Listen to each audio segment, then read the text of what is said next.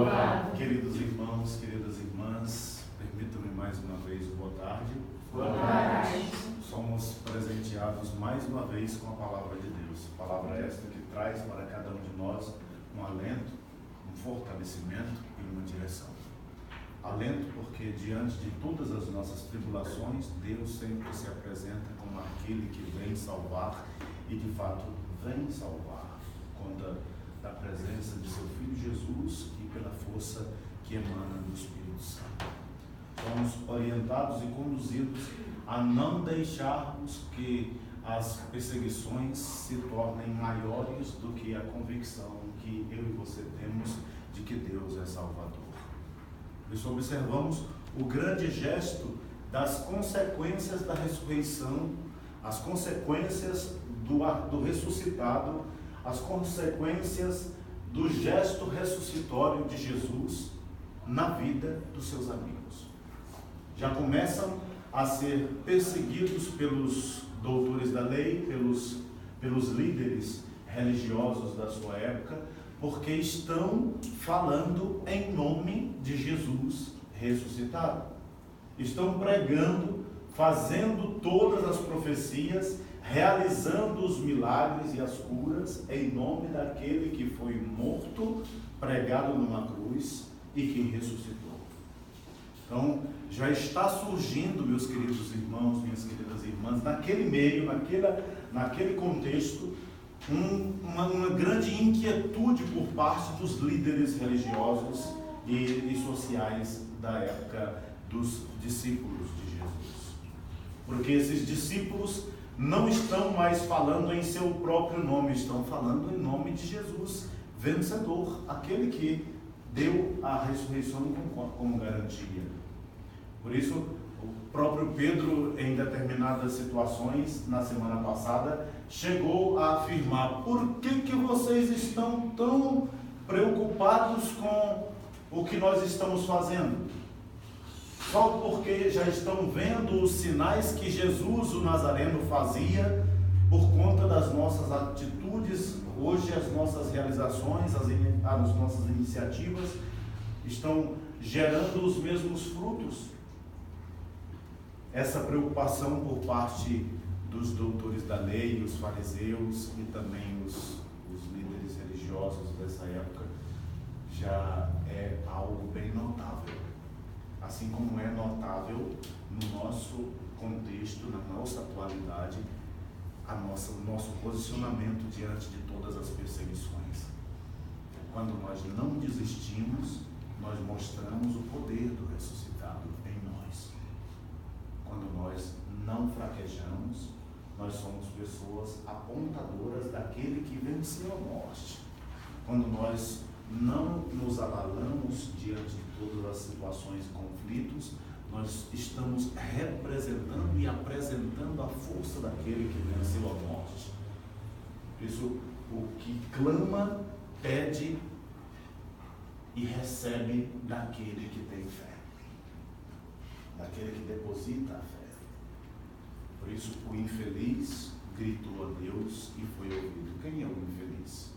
O infeliz é todo homem, toda mulher que reconhece as suas misérias. Sou eu e é você. Que reconhecemos as nossas misérias, limitações, fraquezas, erros, deslizes, fragilidades e daí por diante.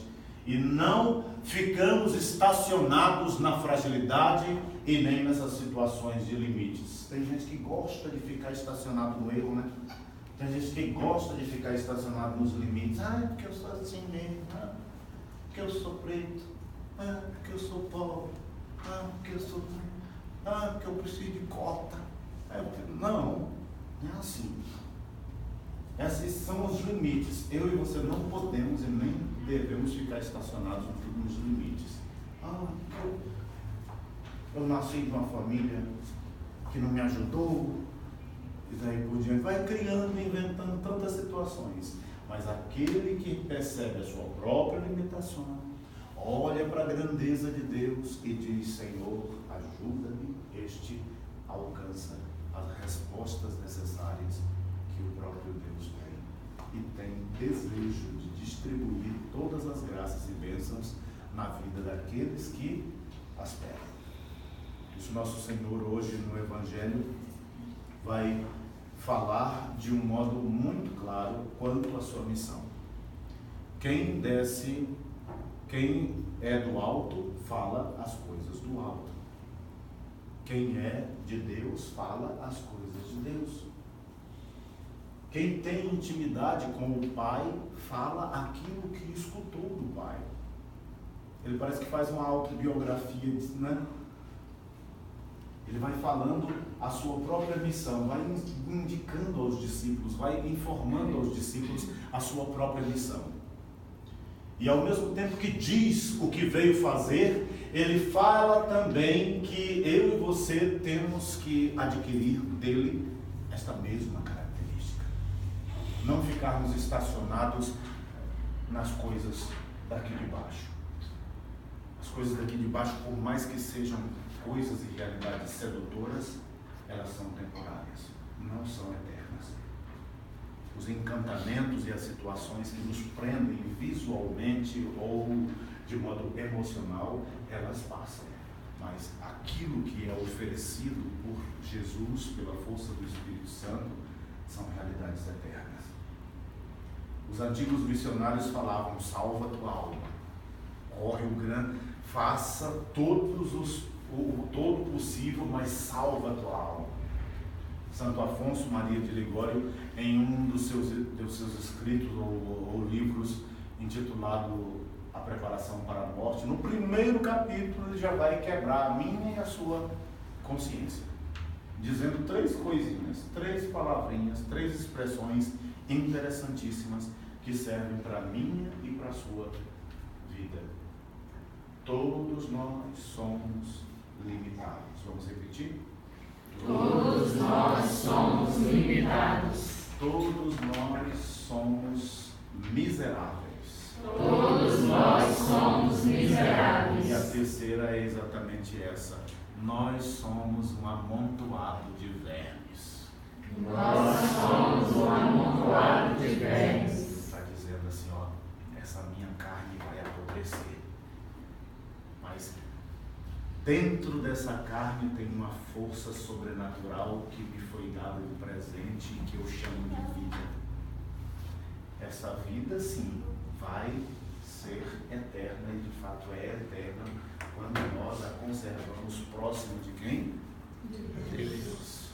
Então, meus irmãos, é dessa maneira que nosso Senhor hoje vem chamar a minha e a sua atenção quanto àquilo que falamos do alto, quanto àquilo que deixamos de falar do alto. Como é que tem sido as minhas e as suas falas? Como é que tem sido os meus e os seus comportamentos? Comportamentos de quem é enraizado aqui na terra ou comportamentos de quem realmente não tem fixação nenhuma com este mundo, mas vive antenado com as coisas do céu, com as coisas do alto? Que Nossa Senhora, a Mãe de Jesus, nos ajude e que hoje o